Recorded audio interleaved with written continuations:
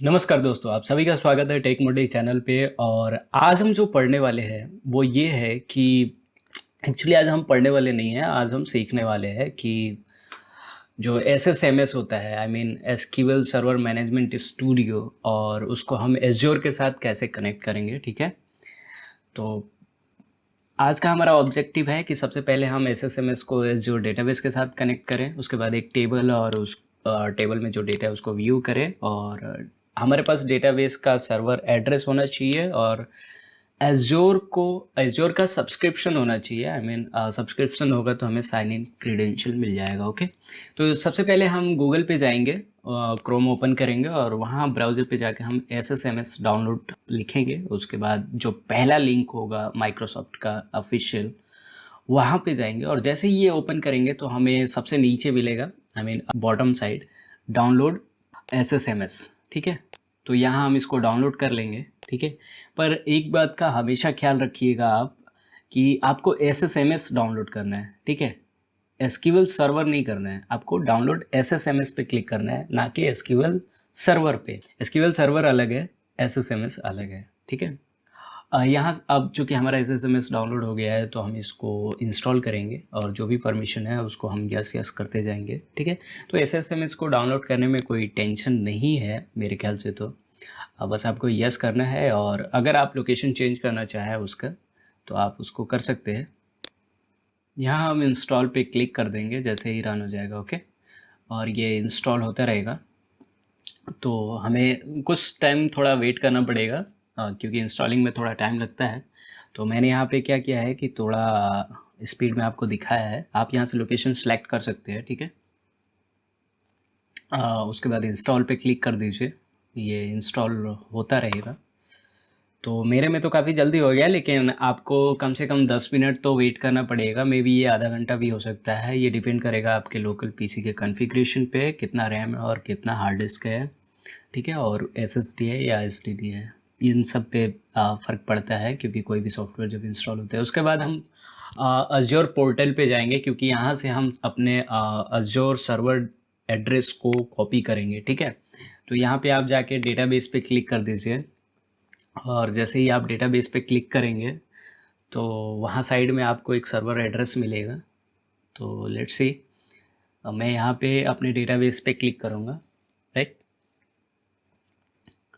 और क्लिक करते ही, चूँकि मेरा डेटाबेस TMDB है, ठीक है, TMDB सर्वर में TMDB डेटाबेस है, और यहाँ पे देखिए दो दिखा रहा है, तो एक सर्वर है और एक डेटाबेस है। यहाँ पे मेरा सर्वर एड्रेस है सर्वर नेम की जगह। ठीक है, तो मैं सर्वर नेम को कॉपी करूँगा, और मैं अपने जो मैंने ओपन किया है एसएसएमएस, सॉरी मैंने ओपन नहीं किया है, तो मैं यहाँ एसएसएमएस ओपन कर लूँगा। ठीक है, और ये पहली बार ओपन होने में थोड़ा टाइम लगाएगा, सो पेशेंस के साथ वेट कीजिए।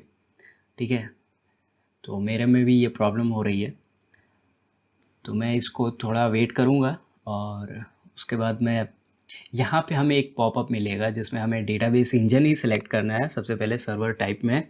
उसके बाद सर्वर नेम में हमने जो अभी एड्रेस कॉपी किया था उसको हम यहाँ पे पेस्ट कर देंगे। ठीक है, मैं आपको फिर से बता दूँ कि कहाँ पे आपको सर्वर एड्रेस मिलेगा। चूँकि हमारा प्री एग्जिट है, अगर हमें कनेक्ट करना है डेटाबेस को एसएसएमएस के साथ, तो हमें डेटाबेस सर्वर एड्रेस होना चाहिए, और वो हमें मिलेगा कहाँ पे, एज्योर पोर्टल के अंदर, जिस पे हमने डेटाबेस क्रिएट किया है उसके अंदर हमें सर्वर एड्रेस मिलेगा, और उसको हमें यहाँ पे डेटा सर्वर नेम की जगह पेस्ट करना है। उसके बाद यहाँ पे हमें जो ऑथेंटिकेशन डालना है वो एसक्यूएल सर्वर ऑथेंटिकेशन, उसके बाद लॉगिन नेम।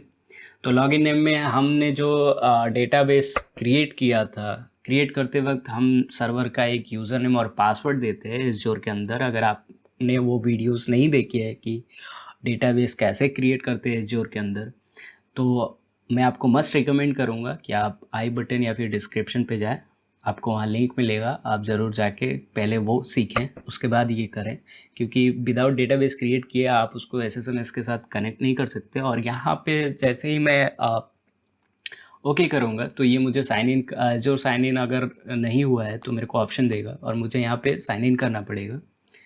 ठीक है, तो वो आपको एक पॉपअप देगा जिस पे आपको एज्योर वाले आईडीज़ डालने पड़ेंगे, और उसके बाद वो कनेक्ट हो जाएगा, ठीक है।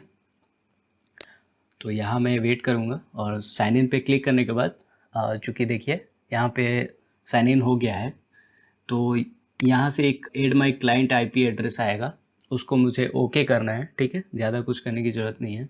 उसके बाद ये ऑटोमेटिकली मुझे क्वेरी एडिटर पे लेके चला जाएगा, ठीक है। तो मेरे सारे जो एज़्योर पे डेटाबेस है और टेबल्स है वो मुझे यहाँ पे दिखेंगे, ठीक है।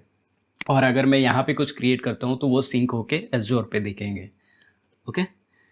तो यहाँ मैं एक टेबल क्रिएट कर रहा हूँ, चूँकि अब मेरा कनेक्ट हो चुका है। तो पहले हम एक टेबल क्रिएट करेंगे, उसमें कुछ वैल्यूज़ डालेंगे और उसके बाद हम उसको रिट्रीव करके चेक करेंगे, ठीक है।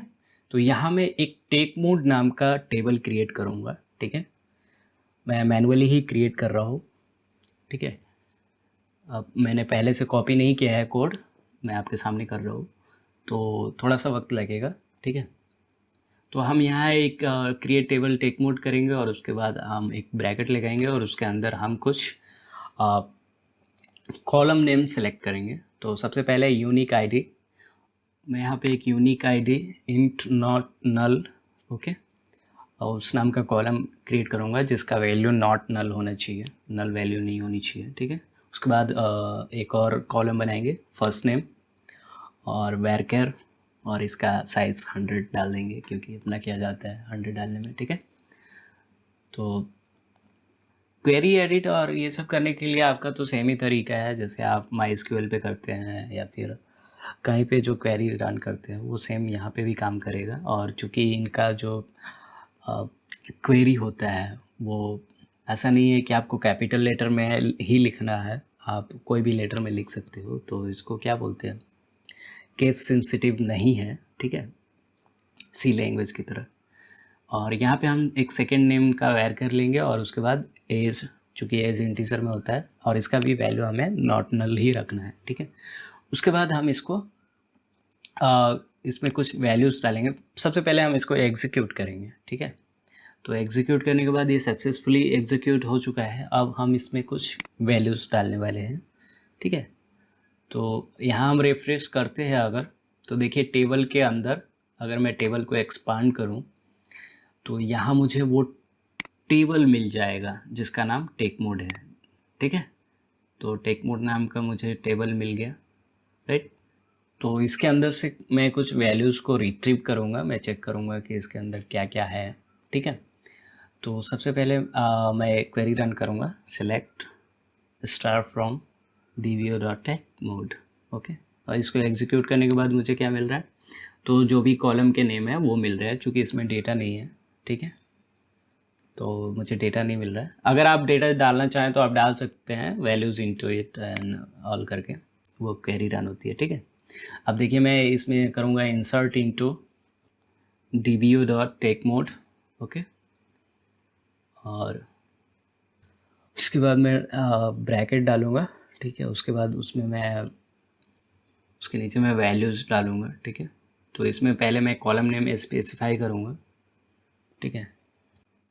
तो चूँकि मेरे पास कॉलम नेम है unique ID, first name, second name and age, तो मैं इन सब को डिफ़ाइन करना चाहता हूँ, ठीक है।